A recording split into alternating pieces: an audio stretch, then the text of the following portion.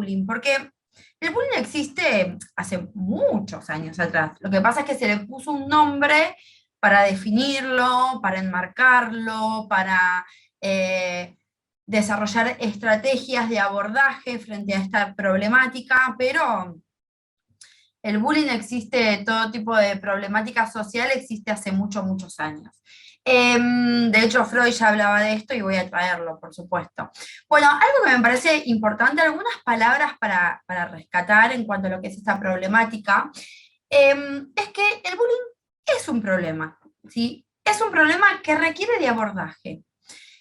No sé qué edad, si me quieren escribir en el chat qué edad tienen sus hijos o si tienen sobrinos o dentro de la familia de ustedes qué edades aparecen, porque la verdad es que bullying, bueno, aparece en la infancia, aparece también en la adolescencia. Y si bien el bullying suele suceder en ámbitos más bien educativos, puede ser un club también, o educativos en cuanto a un deporte, ¿no? No sí o sí en la escuela. La verdad es que en la calle misma, ¿no? Lo que tiene que ser un grupo que sea constante, porque una de las características del bullying es que se sostiene en el tiempo. Entonces tiene que ser en un grupo de niños o adolescentes que se vean constantemente, ¿sí? No puede, o sea, no se puede sufrir bullying en una plaza una vez, ¿sí? Eso no sería bullying, no estaría dentro de lo que es el encuadre de bullying. Entonces el bullying es un problema, y es un problema de una persona que lo está sufriendo, también es un problema, y ahora vamos a ver por qué, de ese niño o ese adolescente que lo está ejerciendo, ese sujeto que lo ejerce, que le está haciendo bullying a otro, también de quien observa, porque siempre hay observadores. Esto no está cristalizado, esto siempre hay observadores. Hay quien calla, hay quien lo sabe y no dice nada, hay quien pasa por al lado, lo vio y sigue de largo y lo ignora, ¿sí? Hay quienes, dentro de lo que son los espectadores, lo aprueban, y dentro de quienes lo aprueban pueden ser amigos, compañeros de otro curso, de otro grupo, como instituciones, como padres, también, ¿sí? Como espectadores que justo pasaron y de quien lo deja pasar. Entonces, el bullying es un problema de todo, es un problema social, ¿sí? Y la solución también es social. Todos somos los que, toda la sociedad es la que puede hacer algo con esto. Voy a empezar por acá porque me pareció más interesante empezar por atrás. Yo sé que van a querer saber qué es lo que se puede hacer en la infancia, dentro de lo que es la crianza, para prevenir que nuestros hijos sufran o hagan bullying. Quiero empezar por atrás, de todas maneras. Quiero pensar en dos sujetos, dos personas que son parte de esta problemática, que son esas dos personas que son principales dentro de esta problemática. Se les suele llamar, la verdad es que desde el psicoanálisis no se llama así, pero se les suele llamar hostigador y hostigado. Son palabras que me parecen horribles realmente, pero podemos pensar en ese sujeto que practica el bullying, que le hace bullying a otro, y esa otra persona que recibe el bullying. Esa persona que practica el bullying, junto con quien lo recibe, forman un modo vincular. Porque ustedes recuerdan esto de lo repetitivo, de lo constante, algo que se instala. Algo que se instala ya es un modo, ¿sí? Ya es algo que queda, no es una vez, otra vez, 3 veces, no, no, no, es algo que se sufre, que se padece, por eso la palabra padecimiento, ¿sí? Eso es una de las características que me parece importante. Y ahora vamos a ver cómo diferenciar lo que es un conflicto natural dentro de lo que es ciertas etapas de la infancia y de la adolescencia, y lo que es el bullying, porque hay diferencia entre ellos y obviamente el abordaje es distinto, ¿sí? Generalmente quien acosa al otro, quien ejerce el poder y la violencia frente a un otro, tiene un rol más bien activo, ¿no? En ese vínculo, es el que hace.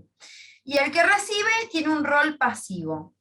El rol pasivo y el rol activo son posiciones.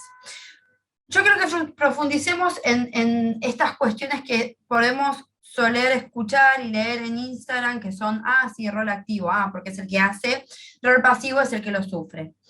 Pero estamos hablando de posiciones. Y una posición es algo que es muy difícil de modificar. No tiene que ver con una postura que yo tengo frente a una situación. Una posición. Hay personas que tienen posiciones de víctima porque sufrieron, por ejemplo, abusos en la infancia, entonces a lo largo de toda su adultez ejercen esa posición de víctima durante todo el resto de su vida en distintas situaciones, porque reviven el abuso en esas nuevas situaciones o experiencias en la adultez porque no lo han resuelto. Entonces, ya cuando hablamos de posición, estamos hablando de una problemática mucho más compleja. Si un niño en su adolescente, en la adolescencia, tiene una posición de ejercer la violencia frente a un otro, es porque hay una problemática psicológica por detrás que le permite a ese sujeto tomar esa posición frente a la vida y frente a un otro en un vínculo.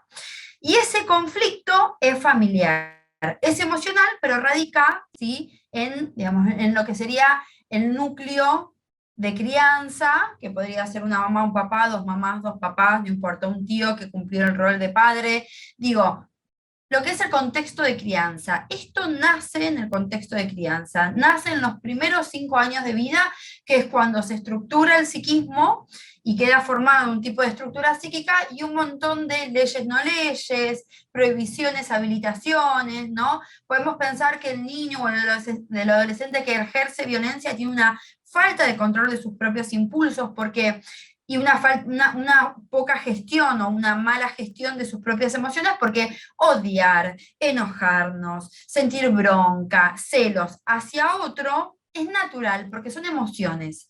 Pero porque yo sienta celos de una mujer, no la voy a agarrar del pelo. Porque yo sienta odio por un hombre, no le voy a pegar o le voy a destruir el celular.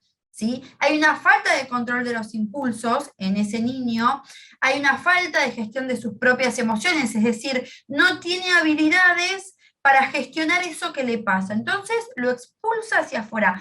Quiero explicarles toda la temática, ustedes saben, como soy psicoanalista, me gusta como profundizar mucho, mucho, mucho en todo lo que hay detrás de estas palabras que son las que solemos escuchar.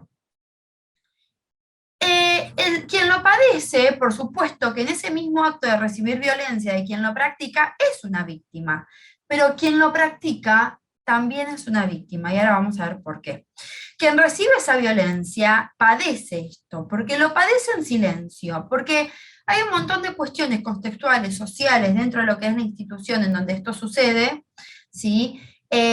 ¿Por qué siempre hay instituciones de por medio? Porque en la repetición de esta hostigación, ¿sí?, de esta violencia, este modo de violencia, en la repetición se tiene que dar en un contexto. Entonces, pensemos, ¿en qué contextos los niños se encuentran armando un grupo continuamente? Y en un contexto donde se reúnen a tener un objetivo en común, como puede ser practicar deporte, música, actividad física, alguna modalidad artística, el colegio. Tiene que ser, entonces siempre hay una institución que está ahí, que aborda la situación o no aborda, ¿no? Ahora les voy a contar sobre un ejemplo en un jardincito, que no sería bullying en este caso, pero sí es violencia, y para el caso hay que intervenir de todas maneras, ¿sí? De igual manera hay que intervenir. Lo que sucede con quien practica el bullying es que él también padeció.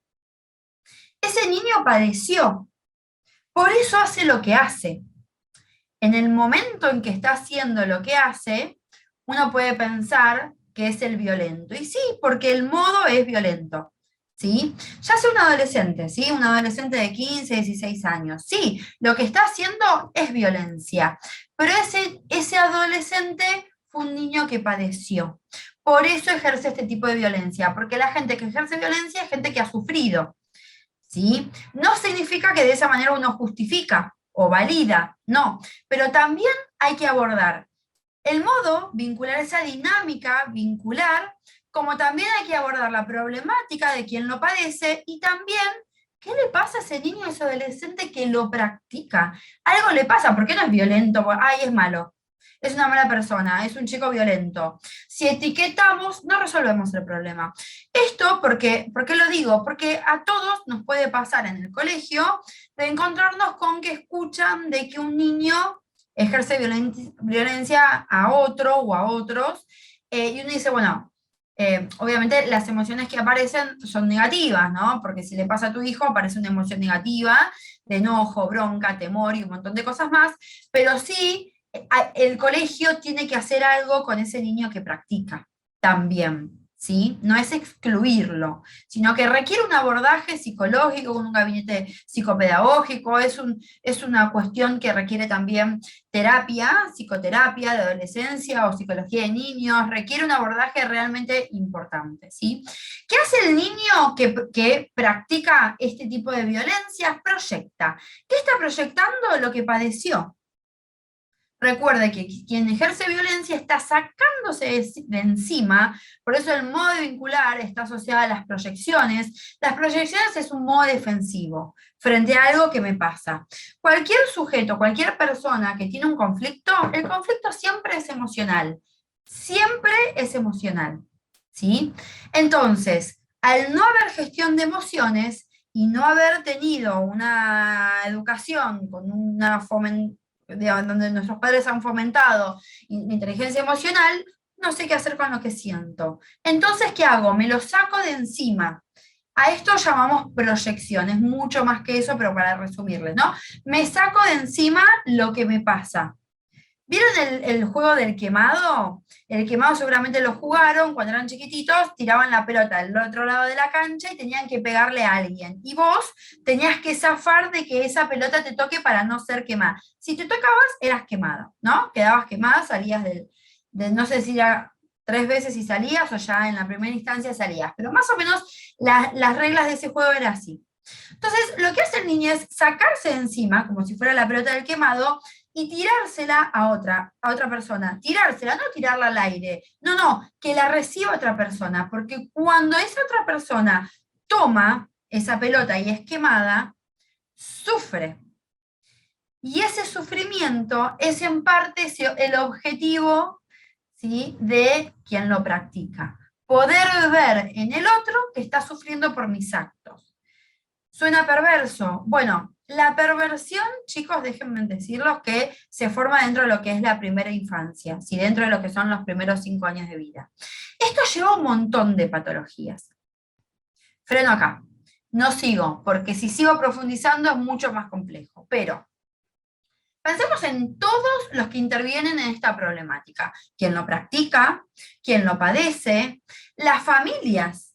Las familias son, digamos, cumplen un rol importantísimo. Podemos pensar que podría ser algo de lo causante, ¿no?, de esto que empieza a suceder. La familia como núcleo de crianza, como núcleo de enseñanza y aprendizaje, como núcleo donde se forman las estructuras psíquicas. Los padres somos formadores de niños, formadores de sujetos, formadores de estructuras psíquicas, porque todos tenemos nuestra estructura psíquica que se forma dentro de los primeros 5 años de vida.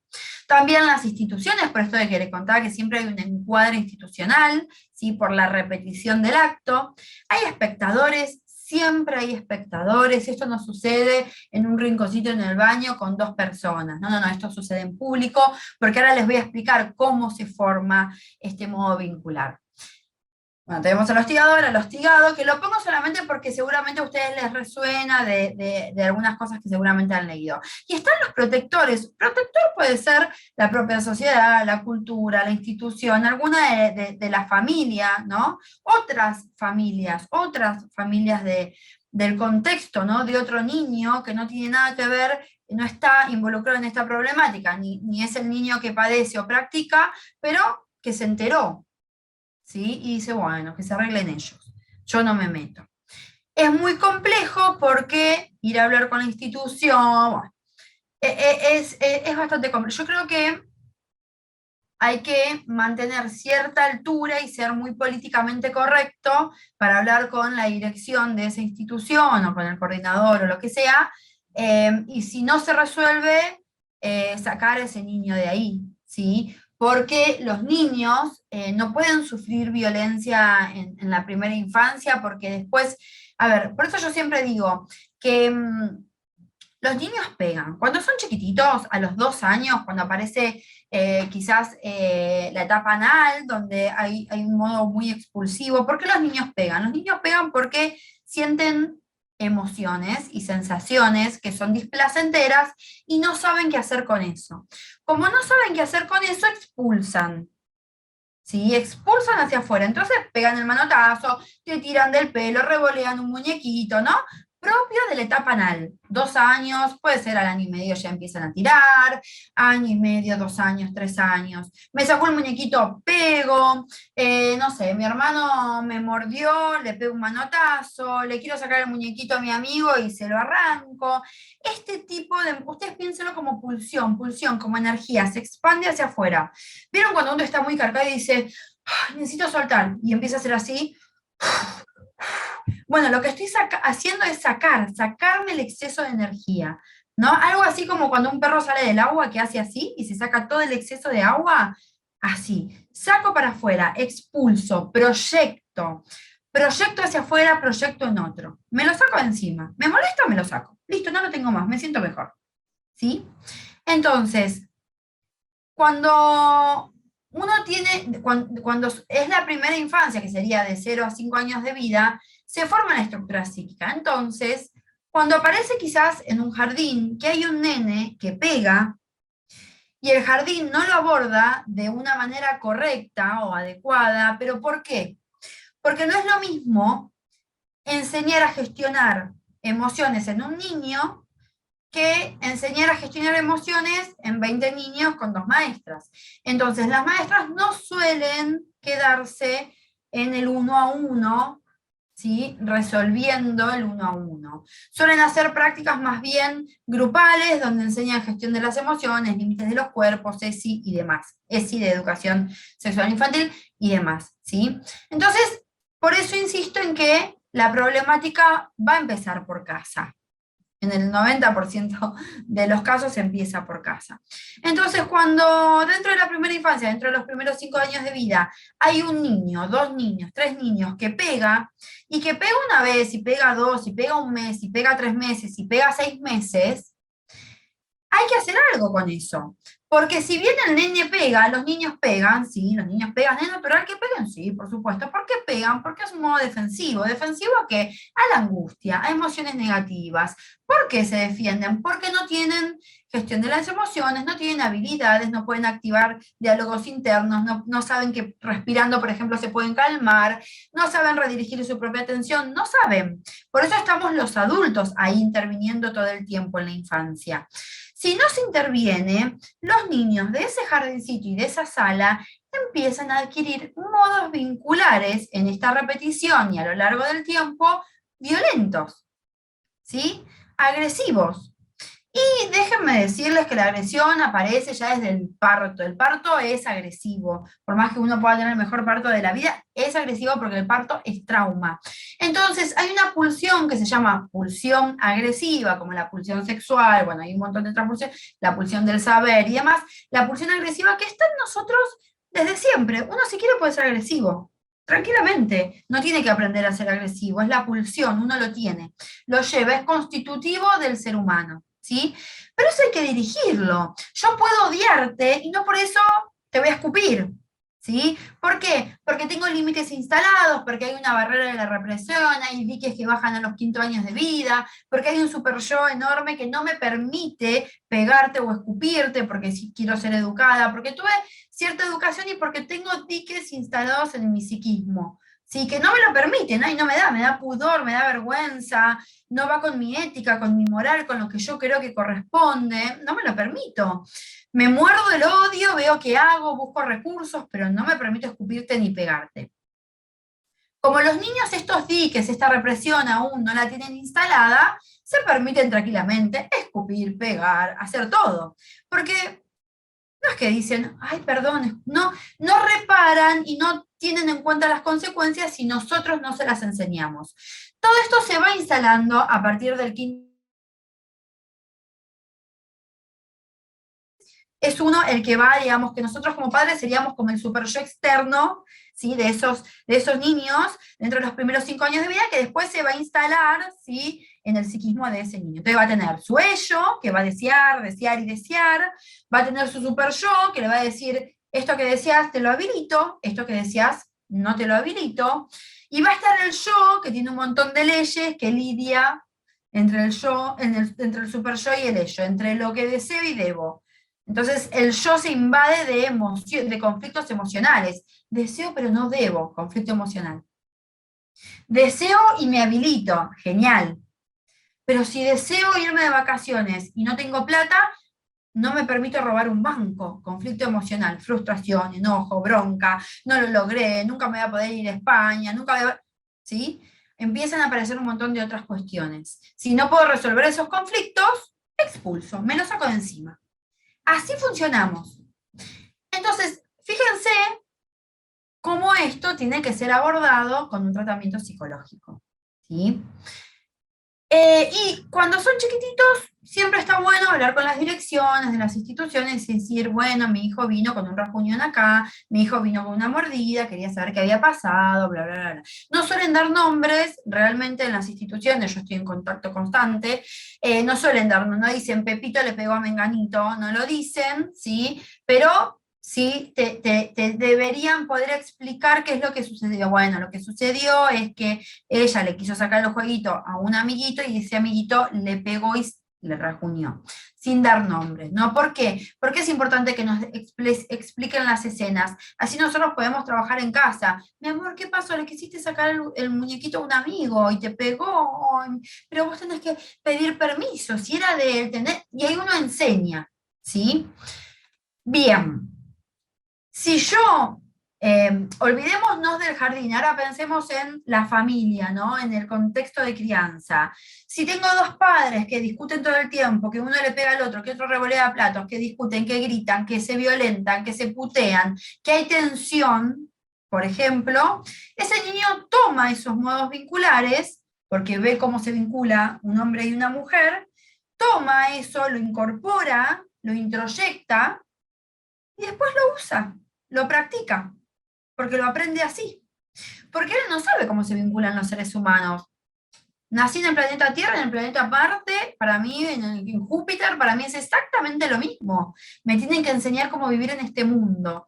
Entonces lo aprendo mirando, observando. Entonces si veo que mi mamá cuando suena el teléfono grita, eso lo voy a introyectar y de alguna manera me va a repercutir en mi vida y voy a poder asociar algo con respecto a algo más adelante. Entonces, todo lo que hacemos los padres, los niños, pero todos lo chupan, todos lo chupan, lo chupan, lo chupan y después lo usan, es información.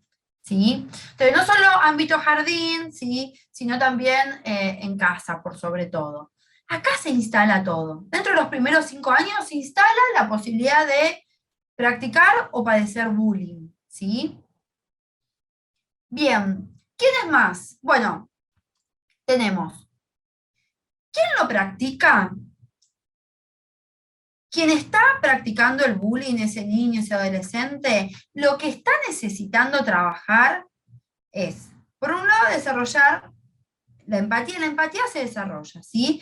Digamos, hay un montón de cuestiones, neuronas espejos, bueno, hay un montón, teoría de la mente, hay un montón de cuestiones que ya vienen instalándose poco a poco en el psiquismo, en el cerebro, desde la psiconeurología, desde el psicoanálisis, desde lo cognitivo-conductual, todas las teorías lo dicen de distinto modo, que tiene que ver con la empatía, pero la realidad es que también se puede desarrollar y fomentar en la primera infancia. Entonces, una de las cosas que le pasa a ese niño que practica el bullying es que no siente empatía por ese otro niño que está sufriendo. No percibe el sufrimiento, no es que no percibe el sufrimiento, me corrijo, no es que no, sí lo percibe, lo ve, pero no entra en un estado de empatía, no aparece ese proceso, ese mecanismo que empieza a darse cuando vos ves que el otro sufre, ¿no? Te da pena, lástima, te angustia, sentís en parte